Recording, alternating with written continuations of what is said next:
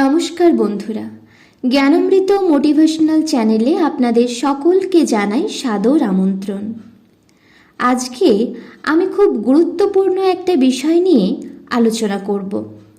আজকের ভিডিওতে আমরা আমাদের সাধন পথে ক্ষতিকারক এমন এক রোগের থেকে মুক্তির উপায় জানতে পারব। ভিডিওটা শেষ পর্যন্ত দেখবেন, আশা করছি ভালো লাগবে এবং ভিডিওটা থেকে আপনারা উপকৃত হবেন। ভিডিওটা যদি আপনাদের ভালো লেগে থাকে তাহলে অবশ্যই লাইক, শেয়ার ও কমেন্ট করবেন। আর আপনি যদি এই চ্যানেলে নতুন হন তাহলে অবশ্যই চ্যানেলটিকে সাবস্ক্রাইব করে আমাদের পাশে থাকবেন। তাহলে চলুন শ্রী শ্রী ঠাকুর রামকৃষ্ণদেব ও জগজ্জননী শ্রী শ্রী মায়ের শ্রীচরণে ভক্তিপূর্ণ প্রণাম জানিয়ে আপনাদের অমূল্য সময় আর নষ্ট না করে ভিডিওটা শুরু করি।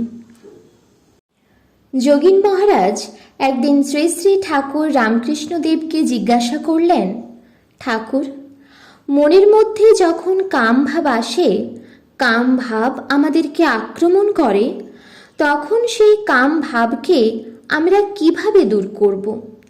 কিভাবে নিজেদেরকে ওই কাম ভাব থেকে মুক্ত করব? প্রাণের ঠাকুর রামকৃষ্ণদেব তখন খুব সুন্দর একটা উত্তর দিলেন। ঠাকুর বললেন, দেখো, কাম ভাব হলো মানুষের একটি জৈবিক প্রবৃত্তি। সহজে মানুষের এই কাম ভাব থেকে নিস্তার নেই।